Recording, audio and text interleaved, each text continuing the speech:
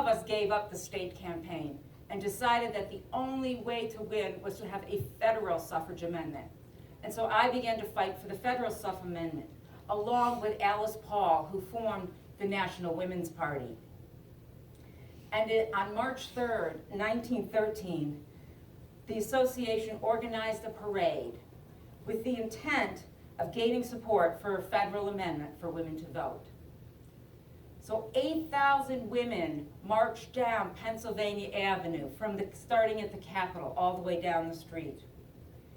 And there were bands and floats and all kinds of flags and banners. And I was at the head of the parade, dressed in a long white cape, riding a white stallion. They said I resembled the American Joan of Arc. And it was a grand parade. There were 500,000 onlookers. Many of them supported us, but many did not. Many of the men were in town for the Woodrow Wilson inauguration the next day. And they began to throw lit cigar butts at the women. And they began to trip the women and push them and rip their clothing and block the street. And the police stood by and did nothing.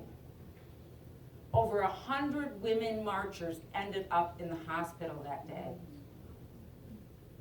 The publicity about the ill treatment to the women actually helped gain support for our cause. Now, I have always been proud to be a suffragist, but I will admit I am also a socialite.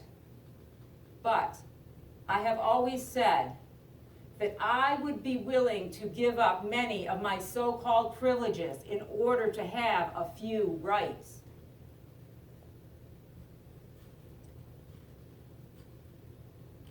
Now, no one, though, ever expected me to marry, because I truly was not only a suffragist, I was a feminist.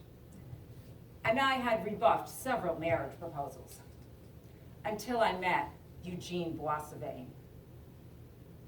I proposed marriage to him, and he said no. I had to propose to him 3 times before he agreed to marry me. But he did marry me, and when we came back to this country, I could no longer practice law because Eugene was a citizen of Holland. Therefore, I, being his wife, was no longer a U.S. citizen and could not practice law in this country.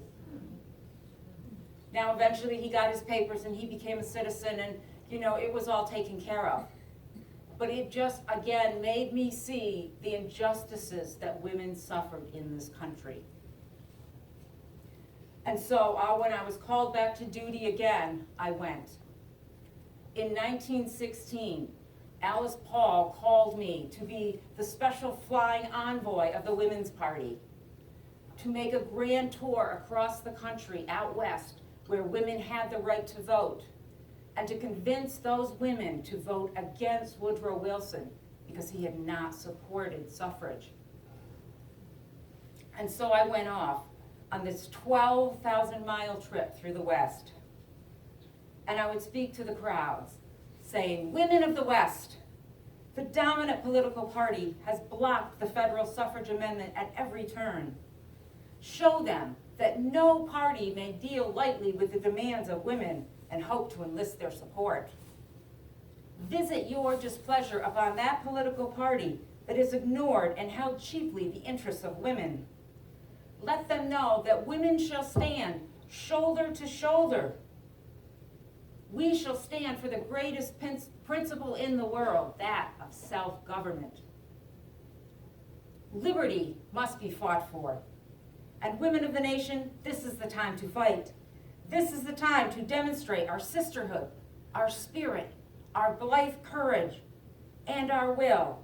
Sisters of the West, may we count on you for the vote." I went town after town, speaking during the day, riding the train through the night, city after city, and I was not feeling well. And I became sicker and sicker, until eventually I was speaking in Los Angeles. and I was directing my words at President Woodrow Wilson, and I said, "Mr. President, how long must women wait for liberty?" And then I collapsed on stage.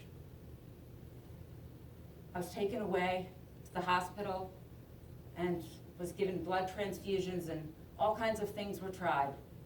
But about 3 weeks later, I passed away on November 25th, 1916, at the age of 30.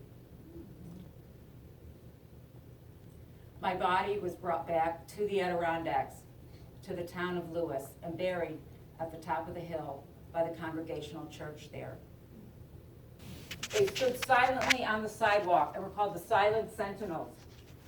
And one of the banners that they held up were my last words. After 6 months of women going out there day after day and standing in the snow and rain and cold, they began being arrested for obstructing the sidewalk. And they were thrown in jail and sent to a workhouse. And finally, the terrible treatments made the front page news, and the prison officials were forced to release the women. A little more than a year later, the 19th Amendment was passed through Congress and ratified by 36 states. I did not have a chance to ever cast a vote. But you women and you men, you do have the opportunity to cast a vote. And so please do not let my life be in vain. Please vote, cast your ballot, and cast it wisely. Thank you.